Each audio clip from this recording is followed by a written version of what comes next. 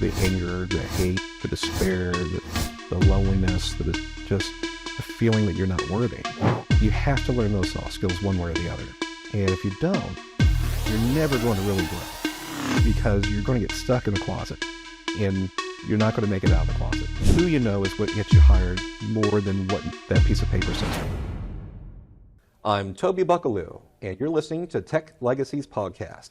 Hi, welcome to the Tech Legacies video podcast, where we chat with technology executives and business leaders as they share their career stories, tips, advice, and lessons learned along their career. So Toby, thank you for joining us today on the video podcast for Tech Legacies.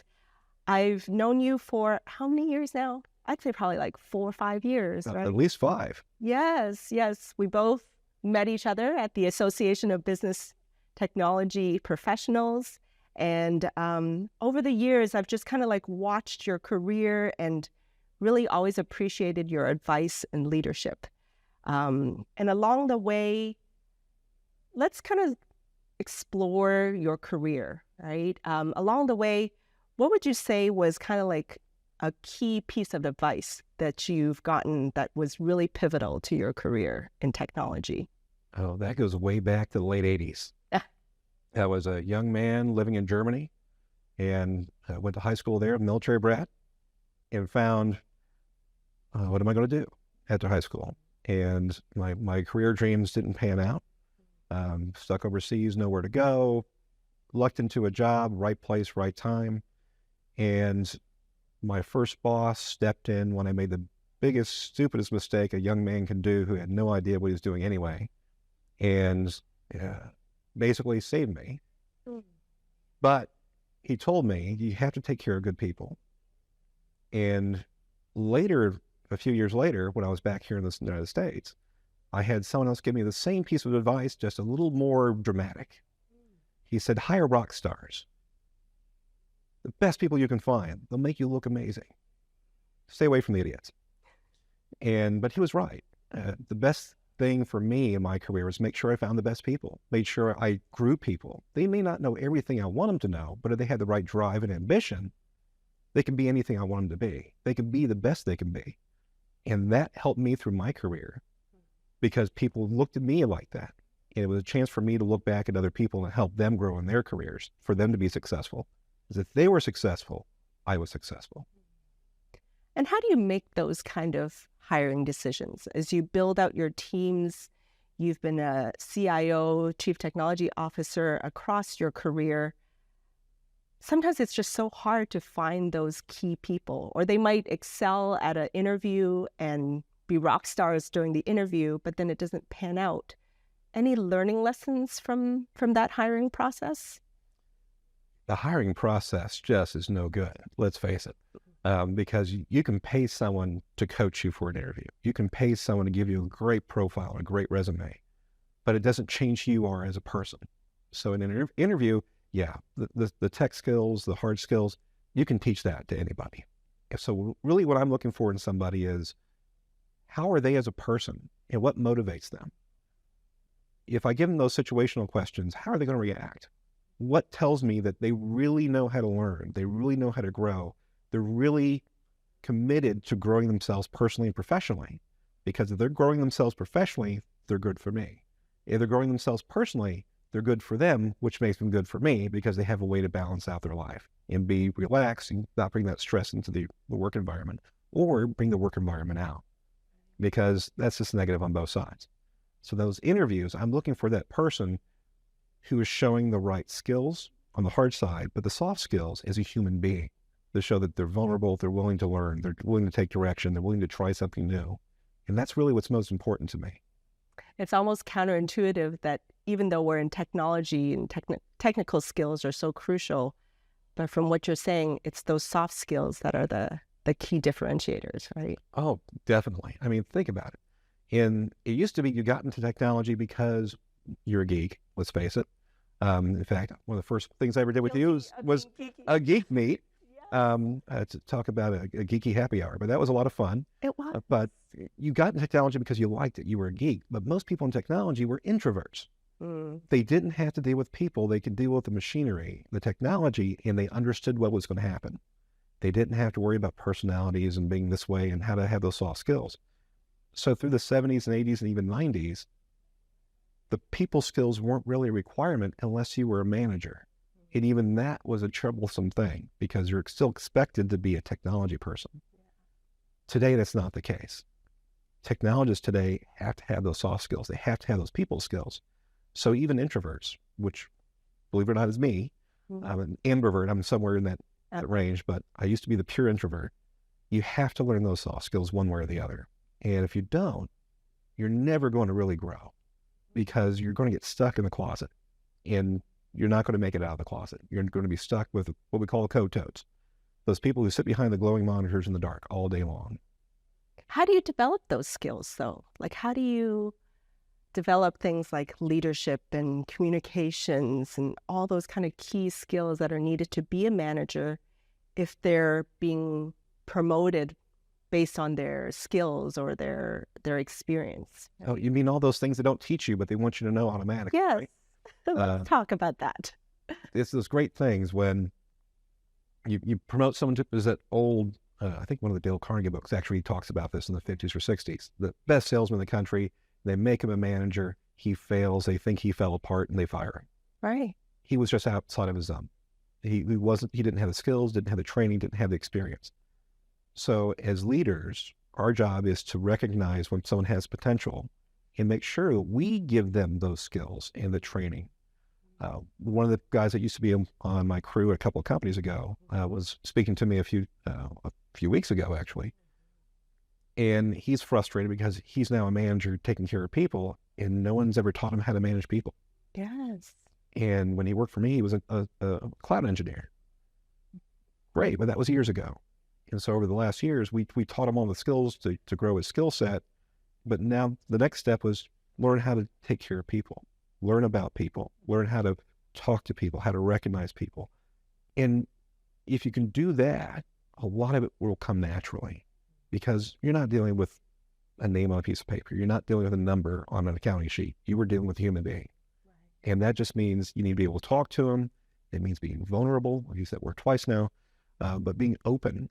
But it also means putting yourself out there. And the best thing people can do is just practice. Practice putting yourself out there. Networking events, in-person events. Don't attend it online if you can go in person. Get outside your comfort zone. If you're feeling comfortable doing it, you're not going outside your comfort zone at all. And you're not learning. You're not growing. So get that little uncomfortable feeling. Well, I don't like being in front of people. Well, then get in front of people. Well, I don't like networking events. There's people I don't know. Well, get in front of people you don't know. Go to the mall, walk around a lot of people, just get used to it. And then go to a happy hour. The Geek Meet was great. We had the Cheers Tech Connect at ABTP now. Yeah. It's the same thing. It's like people who don't know each other coming together for an adult beverage. And all introverts. And just learning how to relax and be around people. Because that's the key to your growth in your career is that networking. Because it's not always that resume, it's who you know, because they know who you are as a person. And that's why who you know is what gets you hired more than what that piece of paper says all the time, especially in the senior roles in your career. So let's shift a little bit because, in our careers over the decades, there's ups, there's downs. What was a particularly low point in your career and any lessons or advice you'd share from it? Okay. My transition phase was 16 months. I was coming off a CIO role from a turnaround of a formerly publicly traded global company. Went through bankruptcy, sold off the international assets, and they were a practice management firm. So they own all these offices around the world. Well, hedge fund bought them out of bankruptcy. They were banned from owning a practice for 7 years. So they had to learn how to be a service company, and that's when I came in. And so it was an interesting 7-year period because hedge funds pull money out of company for their investors, and after their investment period's over, if there's anything left in the company, they sell it off. Usually just the assets. Well, we grew the company, and we were profitable. So after the period, they say, hey, we can just sell the company and make money. But that took a couple of years. Then new management company came in, and they took another year with an interim CEO to get that going. And I put my blood, sweat, and tears in this firm. only to find out that, hey, the new CEO that he finally hired replaced me with his son's college roommate because, hey, he needed a job. So that was hard. You put all this Painful reality. Yeah, you build it, you turn around this company, you feel real proud of what you did, only to say, well, no, you're out of here. And I was unprepared for it. I let my network atrophy. I didn't keep in touch with my old contacts. I just was starting from ground zero in a time in which the world really changed over that 7-year period.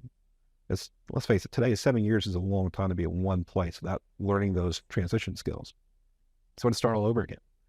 And I made a lot of mistakes. And it was tough. And so whenever I see someone who asks me, it's like, okay, what are you doing? Well, I recognize the same mistakes I did. It's like, well, here's what I learned. Here's what I did, and here's what I found was wrong. But here's what I learned to get out of it and how to change my track. So although those 16 months was a really hard time for me, it was part of the biggest learning period of my entire career, because I really learned not just reinforce my technology skills, but my leadership skills. What do I really know about people? Because that was 16 months of pure people skills, transitioning, networking, learning how to put myself out there, learning how to be vulnerable again. Because when you're somewhere for 5, 6, 7 years, you know what's going on. You're not vulnerable anymore because you know what's going on. You're not putting yourself out there anymore because everything's done. Company's sold. I can't do anything anymore. So Toby, walk me through that month one at the beginning of your transition, right? Your career transition. How did that feel? And I ask that because I know sometimes the technology professionals that are watching this and listening to this, they want to know that they're not alone in feeling those feelings that you get when you're let go. And these days, there's a whole bunch of technology companies, Google, Microsoft, Salesforce, that have let go of a lot of people as they kind of, do a whole reevaluation. What did it feel like in that month one? Well, it was that whole roller coaster of emotions. The denial, the anger, the hate, the despair, the loneliness, that is just a feeling that you're not worthy. It's like, why did they get rid of me? They kept these people. Why are these people getting jobs and I'm not getting jobs? And the challenge is when you're job searching, you tend to sit in your home on your computer, looking at jobs, doing things, and not getting out there and realizing you're not alone. You are one of just hundreds of thousands of people in the exact same industry, usually all across the country, all vying for the same handful of jobs. And the challenge is you need to find a way to make yourself stand above. And that means getting out of that box, out of your comfort zone. But it's hard because when you're down, you're depressed, it feels like someone hit you in the gut. That first Monday comes around and you wake up and I don't have to get up and go to work. But I kept getting up and kept getting ready. That 16 months, I got up every morning. I showered. I got ready. And I made my job finding a job. And that was me. I was self-employed to find a job. And you just have to get on that schedule and keep yourself motivated because no one else is going to do it for you. And your significant other is going to help. Your friends might encourage you, but eventually, they're going to keep encouraging you, but they're not going to be there to say, okay, did you apply for that role that you saved? Did you go ahead and update your resume? Did you do it for the umpteenth time? I know you're tired of it, but you still have to do it. So you have to self-motivate. And the best way to do that is just keep on your schedule, keep it going, and don't let your emotion get in your way. You are your own worst enemy in that first month. That's great advice. And now moving forward, you've kind of made it a passion of yours to give back to the community. You're the president of the Association of Business Technology Professionals, and you also do a lot with the local colleges. Tell us about that and how you're taking this skills and advice now and paying it forward. Oh, love this topic. I want to pause real quick here and give a special shout out to one of our sponsors, CG Infinity. I've worked with them for several years now, and I can truly say that they have one of the best workplace cultures that I've ever experienced. And they specialize in a variety of industries, especially energy, utilities, and financial services. And they serve them through their Salesforce, cloud, as well as customer experience services. So thank you, CG Infinity, and I hope you'll support them as they have supported us here at the podcast. I grew in my career because someone believed in me and put themselves out to guide me and mentor me. And a lot of people just need that guidance, that support in that little direction to get them going the right way. And sometimes it's just a little push. Sometimes it's a whole lot of talking in education. But at ABTP, we're all about your technology career from the beginning of inception of your career through retirement, and how you give back to the next generation. So that's really makes us unique in this regard. But on the entry side, COVID, just like in all associations, really cut our membership down. Okay. We're just now starting to grow again and putting things back to the point in which we're again building that scholarship fund so we can help identify that next generation moving forward who needs that bit of assistance, that little push to get them going in the right direction. Now, that's for their college career or their certification exam, whatever it might be. We really want to help them as much as we can, because a lot of those kids kind of fall through the cracks in those dollars. And in today's society, like, they don't know what they don't know. They don't know what they don't know. Let's face it, when you're 18, you think you know everything, but you really know nothing. You know? So it's to my daughter. Oh, I tried with mine and I didn't do well with that one. So better luck for you. But the whole thing is we can help them, guide them by putting them around an environment of technology professionals in every part of their career, so they can see what do they like, what don't they like, what do they really want to do, what do they find a passion for. Right.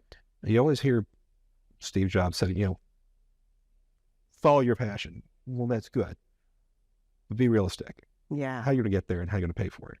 So you might be able to follow your passion as a sideline until you can find a way to pay for it and make a living from it. But until then, find something that you like to do that engages you. And if it's technology, great. Then find out what part of that works, because there's lots of technology. So, but we're taking it back beyond the college into the high schools. I've been a technical mentor for the Jackie Singley Academy for their Cyber Patriot cybersecurity competition, which is really the crawl, walk, run stage of learning. And as people think, oh, I'm not a cybersecurity expert. Well, you don't have to be. You just need to be able to follow the rules and think logically, because the kids know nothing. Mm-hmm. And I like this program a lot. We just finished season 15 earlier this year. I was a coach in season 1 and 2 when I was with the Civil Air Patrol. And just a great program. It really is about taking kids, exposing them to technology. And they learn a lot about technology. They learn about server management, engineering, networking as part of the security training. But it's a way for them to change the cycle of poverty as well.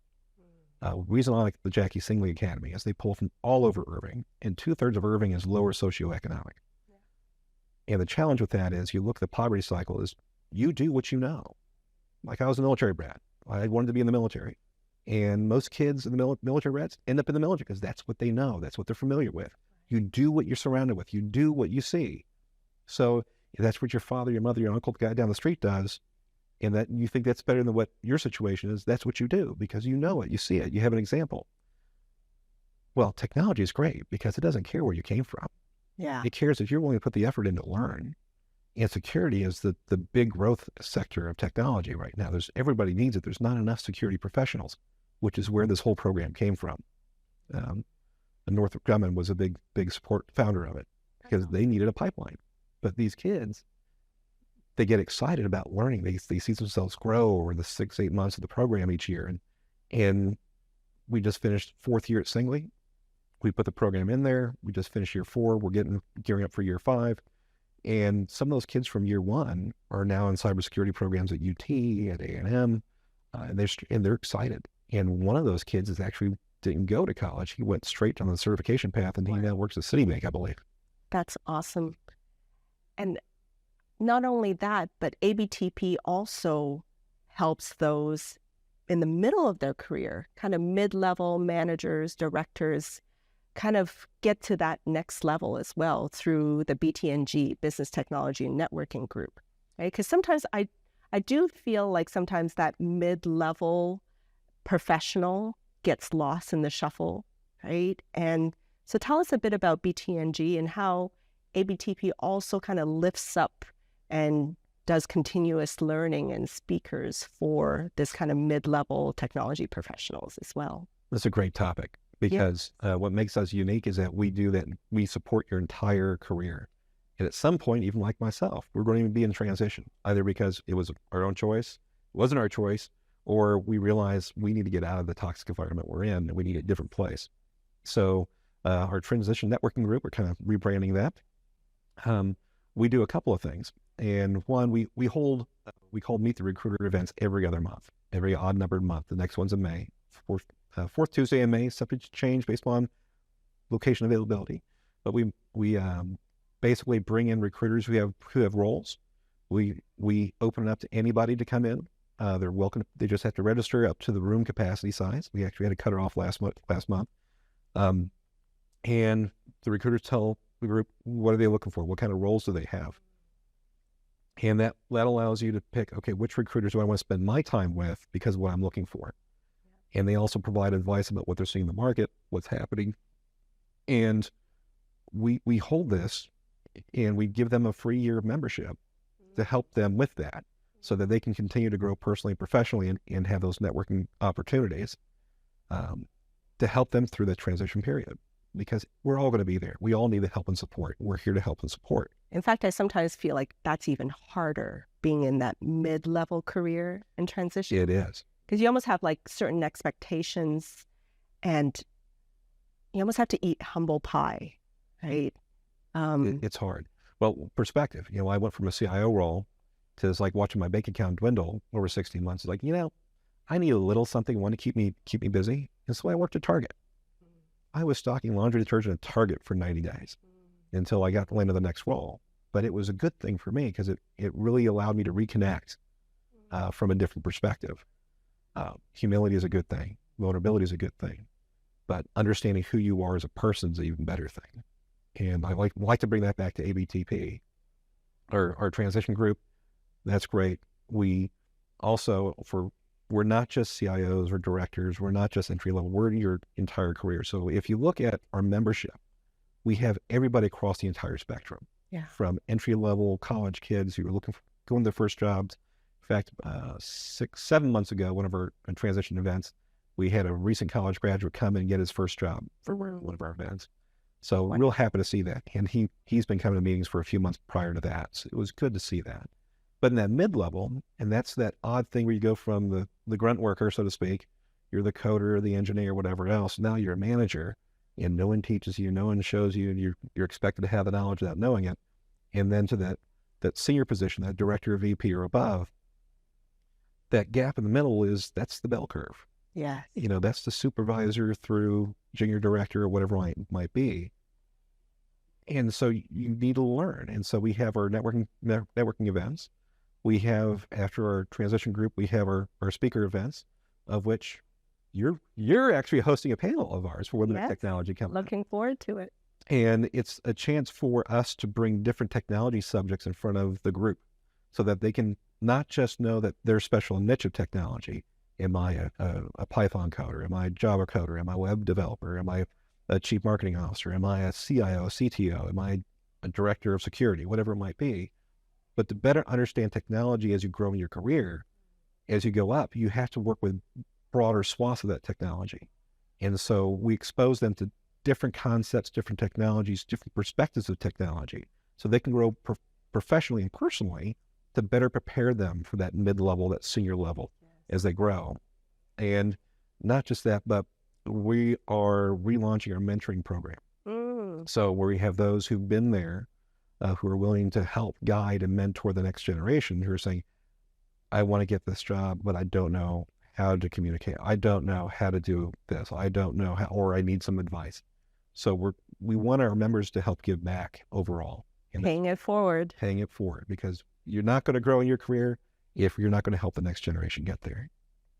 So Toby, if you could give us maybe 3 leadership traits that you think is necessary to get from that mid-level management to the C-level executive level. You're a C-level executive now, Toby.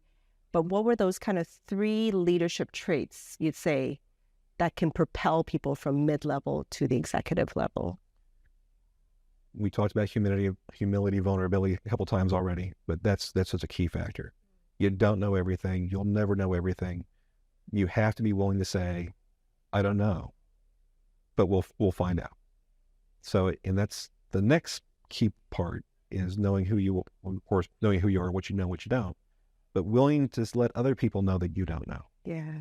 Because that's how you learn from the people you hire. That's why it's important for you to hire the best people you can possibly find, because you don't know everything. But as a group, you will. So understanding that, being humble enough and vulnerable enough to understand that it's not you, it's the team you build. They will make you look good if you allow them to be better than you are. And that's great. I love it when someone I hire, someone on the team, does better than I do at something that I used to do. It's like, am I humiliated? Am I sad? Like, oh, he's better. No, I'm excited, because that's the next generation. That's the one coming up. So they will eventually be better than me, is my hope. And if they think I'm doing great, well, watch this guy. Be humble, be vulnerable, let them come. The next is get no out of the vocabulary. Can't do it, can't do it, can't do it. Nope, can't do that, can't do this, can't do this. No one wants to work with someone who says no. And that negativity is not just, hey, we don't have the equipment to do it, or we don't have the funds to do it, we don't have the people to do it. It's like, okay, well, here's the situation. We're not able to do that today, and here's why, but here's what we can do. Because the people you're working with are looking at you for a technology solution. So they have an idea. They're not telling you we have to do this. They're asking you for your advice. Give it to them. Give them an alternative. They don't understand your world. It's your job to understand and translate to non-technology professionals what you can and can't do, and what you're able to do to help them move their goals forward. And the third thing ties right back to the first two, and that is know the business. Get your head out of technology. It's a business position, and you're supporting the business. Technology is one of the only departments of a company that works across every part of a company. No matter where it is, if it's the warehouse or packing or shipping or accounting or finance or HR, IT is one of the only things that reaches deep into each one to understand the process in order to build the systems and automations they want. And so to do that, you really have to understand how the business functions. So if you're humble, you're vulnerable, you're willing to understand that no is not a good answer, you have to come up with solutions and alternatives, and you really know the business, they'll show that you're valuable to the organization. And that's how you're going to move up. So the show is called Tech Legacies. So for you, Toby, as you pay things forward, what kind of legacy do you want to leave behind? And how do you want people to remember you and to think of you? That's a good one. And I think legacy is, I want to leave behind leaders that are better than I am, that learn that not to make the mistakes I did, and hopefully don't make some of the same stumbles I did. You'll always learn from your mistakes and your stumbles, but if I can pass on some knowledge so they don't make those stumbles, they'll make other stumbles. But hopefully that continuing building of knowledge that pass on to the next generation will make this legacy bigger and bigger and bigger.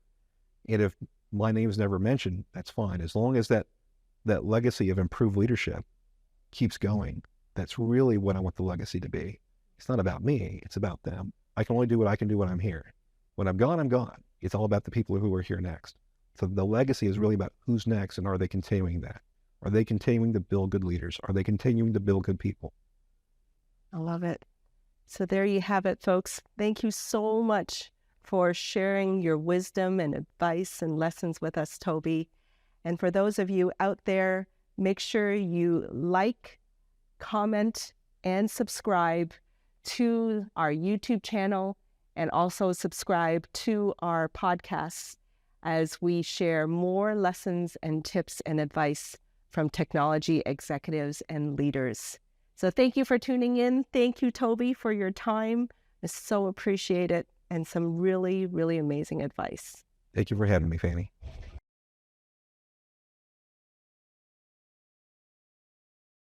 At Tech Legacies, we're all about helping technology professionals grow and succeed in their careers by sharing the advice of top technology executives. If you're looking to take your career to the next level and become a technology executive yourself, we have an exciting program to tell you about. It's called the Tech CXO Excellence Program by Tech CXO Launchpad, and they are our partners. They're offering an immersive, multimodal program developed and taught by current and former CIOs and CTOs who are passionate about building the next generation of C-suite technology executives. And you'll experience a full immersion into the C-suite world and also get to collaborate, network, and experience capstone-style projects with other professionals. And this is all while benefiting from face-to-face interactions in person with industry guest speakers. It is exclusively for a new level of C-suite executives and C-level direct reports and second directs who are earmarked for succession planning and career growth. To join their waitlist, register your interests at www.techcxolaunchpad.com. That's techcxolaunchpad.com. This program has everything you need to take your career to the next level.